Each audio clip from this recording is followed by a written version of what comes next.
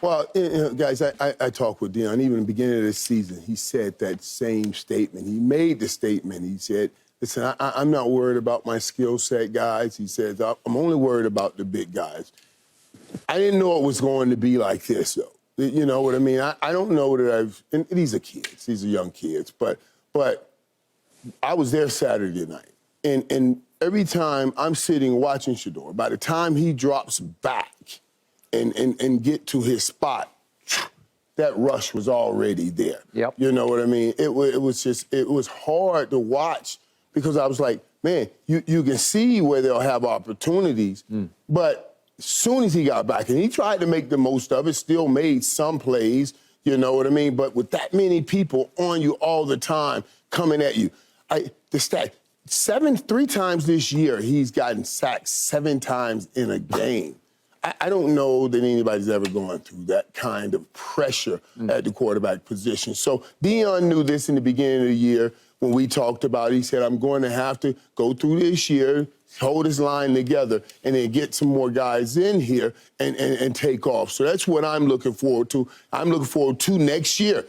Now that these kids have gotten an understanding of playing on this level, there are a lot of linemen sitting behind some other linemen at some other school saying, boy, I could be on that team and playing right now and getting all of this notoriety. So he should get some opportunities.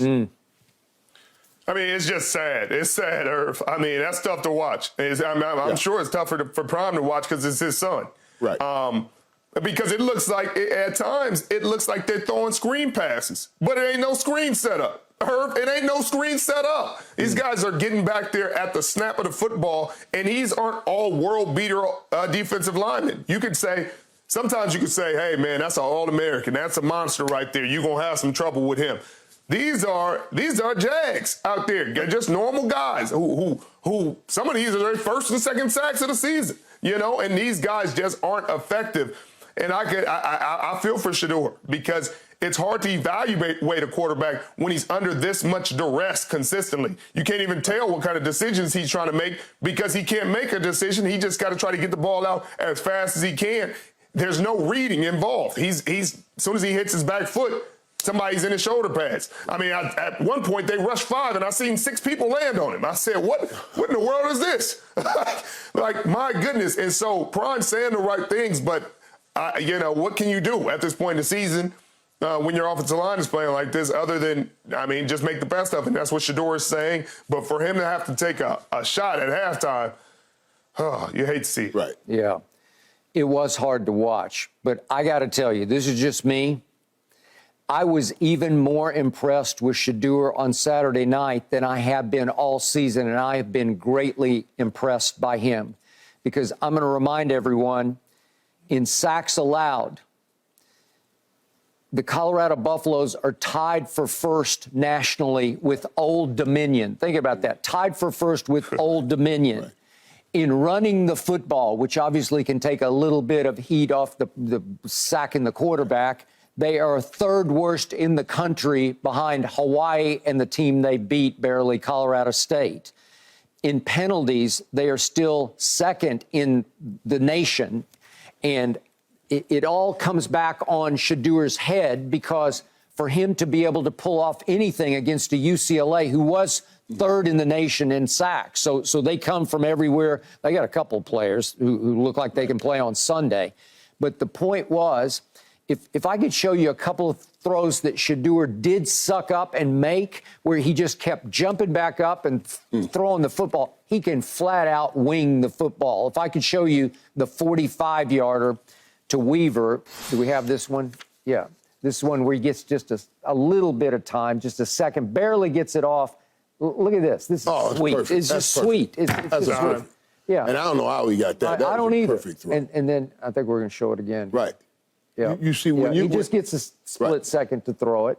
But when you get that kind of pressure, Skip, usually it affects you. Here's the touchdown to perfect to Horn. Yeah. Okay. It's a beautiful throw.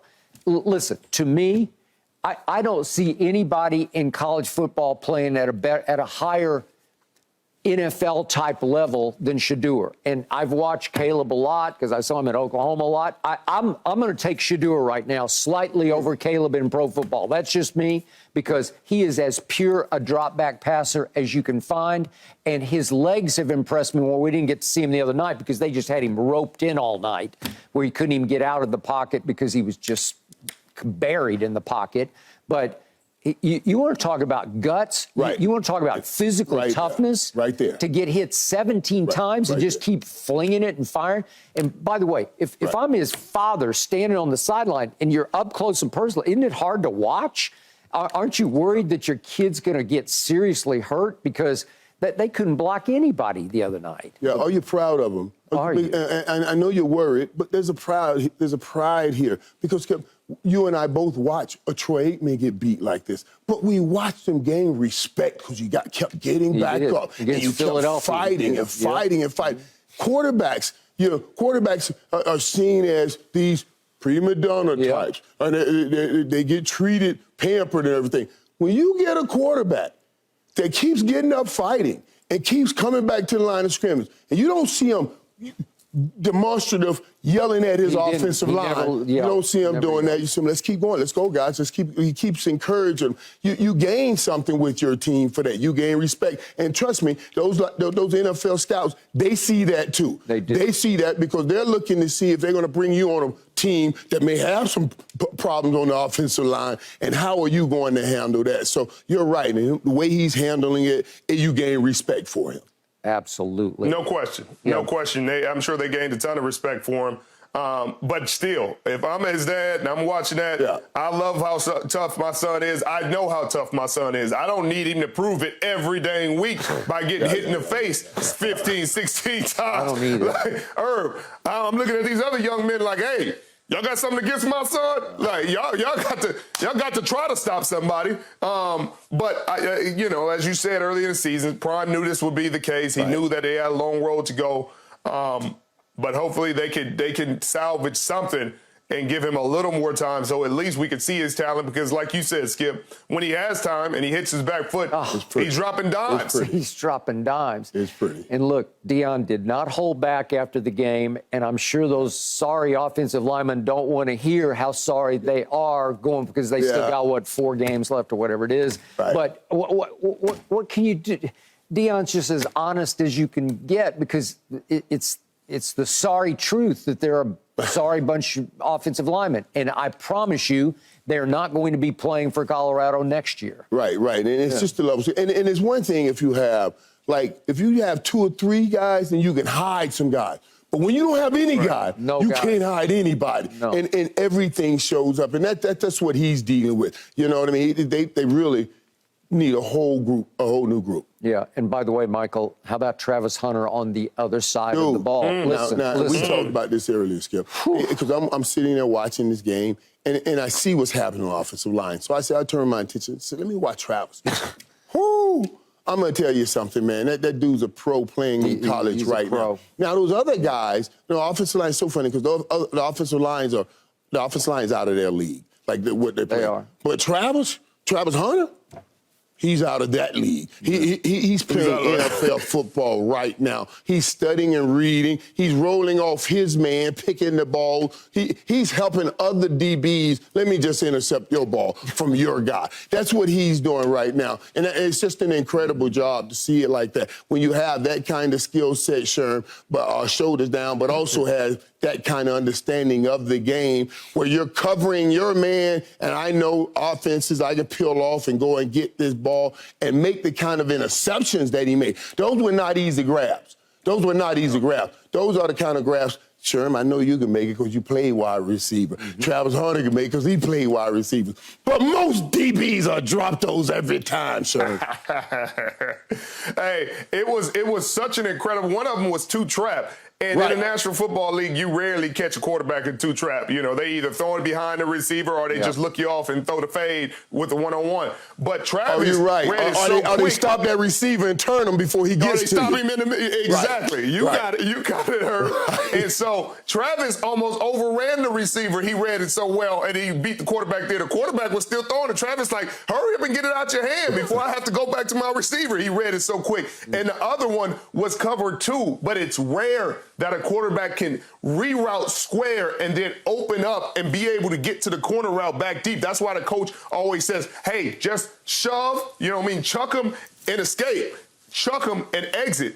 And what Travis did, and Travis was able to do, was hold the disguise longer, because then it looked like man to coverage. It looked like, hey, he's responsible for this shorter out, and the quarterback felt comfortable putting the ball up. It was his anticipation, his trust. It obviously came from film study. He expected the quarterback to still put the ball there.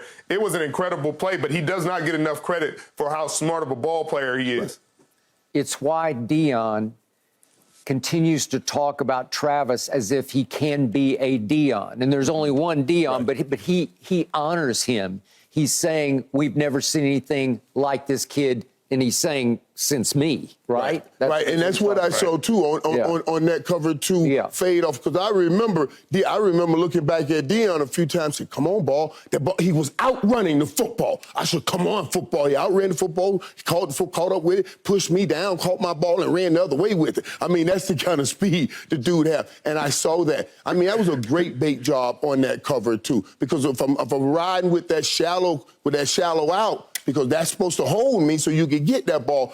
His speed and recovery says, oh, no, most DBs, you can squeeze that in there, but I am like prime time, and I can bait you. It was just beautiful play on his side. But tantamount to that was the bad play of the offensive line and Shedeur Sanders getting beat down like that. Yeah. Hey, in pro football, Travis's bread and butter is going to be playing corner, but can he play some receiver in pro football? Sure, some. But you can see from Saturday night, that's where he's going to make his money in pro football. Yeah. All right. I'm going both ways and make a lot more. There you go. All right. Up next, has Brock Purdy turned back into a Halloween pumpkin? Yikes.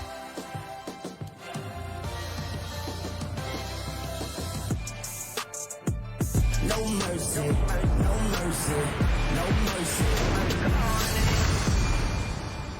Thanks for watching, Undisputed fans. Do you want more highlights from the show? Make sure to click that subscribe button for all the exclusive content from Undisputed.